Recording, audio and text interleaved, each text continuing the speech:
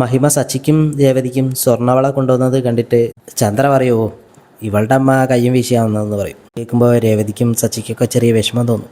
വള കൊടുക്കുമ്പോൾ സച്ചി ഇങ്ങനെ വാങ്ങല്ലേ വാങ്ങല്ലേ എന്നിങ്ങനെ കാണിക്കും. പക്ഷേ രേവതി അത് വാങ്ങും. എന്നിട്ട് അത് കൊണ്ടുപോയിട്ട് വർഷയുടെ കയ്യിലിട്ട് കൊടുക്കും. വർഷ ഇങ്ങനെ പറയുന്നുണ്ട്, ഇത് ചേച്ചി അമ്മ ചേച്ചിക്ക് ഗിഫ്റ്റ് തന്നതെന്നൊക്കെ. അച്ഛൻ പറയും, കണ്ടില്ലേ രേവതി മോൾക്ക് കിട്ടിയ സ്വർണ്ണവള വർഷയ്ക്ക് കൊടുത്തു, അതാണ് രേവതി മോൾ എന്നൊക്കെ പറയും.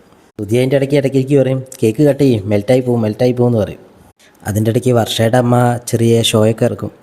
ഇതൊക്കെ സച്ചി പൊളിച്ച് കളയും. സച്ചിൻ്റെ രേവതിയും കേക്ക് കട്ട് ചെയ്തിട്ട് അങ്ങോട്ടും ഇങ്ങോട്ടും കൊടുത്ത് കഴിക്കുകയാണ്. ഒരു കഷ്ണം അച്ചമ്മയ്ക്ക് കൊടുക്കും. അപ്പോഴേക്കും ശ്രുതി പറയും, ഇനി എല്ലാവർക്കും കട്ട് ചെയ്ത് എല്ലാവർക്കും കൊടുക്കടാ എന്ന് പറയും. അല്ലെങ്കിൽ വേണ്ട ഞാൻ തന്നെ കട്ട് ചെയ്യാന്നൊക്കെ പറയും. അച്ഛൻ പറയും, ആ കേക്ക് വേണമെങ്കിൽ മുഴുവൻ നീ തന്നെ എടുത്തോന്ന് ശ്രുതിയോട് പറയും. മഹിമ പെട്ടെന്ന് തന്നെ ഭക്ഷണമൊന്നും കഴിക്കാതെ തന്നെ അവിടെ നിന്ന് ഇറങ്ങും. ശ്രുതിയാണെങ്കിൽ ഒരു പ്ലേറ്റിൽ കേക്ക് കുറേ എണ്ണം വെച്ചിട്ട് ഇങ്ങനെ കഴിക്കുകയാണ്. സച്ചി കഴിക്കുമ്പോൾ ശ്രുതി പറയും, നിങ്ങളൊക്കെ പെട്ടെന്ന് കഴിച്ചില്ലേ, എനിക്ക് പതുക്കെ ആസ്വദിച്ച് കഴിക്കണം എന്ന് പറയും.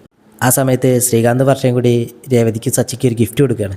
പൊട്ടിച്ച് നോക്കാൻ പറയും. നോക്കുമ്പോൾ അവരുടെ ഒരു കല്യാണ ഫോട്ടോ ഫ്രെയിം ചെയ്ത് എല്ലാവരും പറയും നല്ല ഭംഗിയുണ്ടെന്നൊക്കെ പറയും.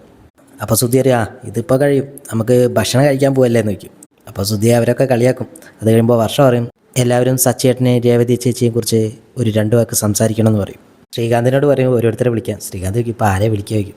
ശ്രുതി അറിയാം ഞാൻ തന്നെ പറയാമെന്ന് പറയും. എന്നിട്ട് പറയും ആദ്യൊരു ബെസ്റ്റ് വിഷസ് പറയും. എന്നിട്ട് പറയും ഞാൻ കാരണമാണ് ഇവർ ഒന്നിച്ചതെന്ന് പറയും. സച്ചി വയ്ക്കും അതെങ്ങനെ വയ്ക്കും, ഞാൻ ഓടിപ്പോയതുകൊണ്ടല്ലേ നിങ്ങൾ കല്യാണം കഴിച്ചത്, ഇല്ലെങ്കിൽ നീ കള്ളു കുടിച്ച് ഇങ്ങനെ നടക്കുള്ളൂ, നിനക്കൊക്കെ ആര് പെണ്ണ് തരാമെന്ന് പറയും.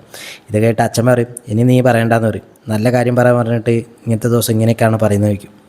ശ്രുതിയോട് ചോദിക്കുമ്പോൾ ശ്രുതി പറയും, സച്ചി വായി തോന്നുന്നൊക്കെ സംസാരിക്കുന്നത് അടുത്ത കൊല്ലെങ്കിലും രേവതി ഇടപെട്ട് നിർത്തിക്കണം എന്ന് പറയും.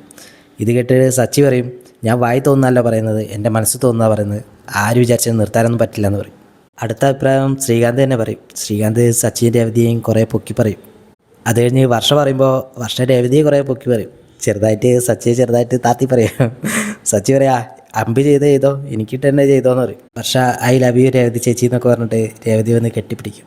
അച്ഛനോട് അഭിപ്രായം ചോദിക്കുമ്പോൾ അച്ഛനും ഇവരെ പറ്റി നല്ലത് മാത്രം പറയും. ഒന്നിച്ച് ജീവിക്കാൻ പഠിപ്പും ഇതൊന്നും അല്ല വേണ്ടത്, വിശ്വാസമാണ് അതൊക്കെ അവർക്കുണ്ടെന്നൊക്കെ പറയും.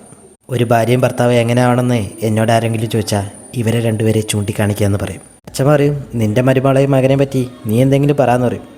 അപ്പോൾ ചന്ദ്ര ഇങ്ങനെ അവരെ നോക്കുകയാണ്.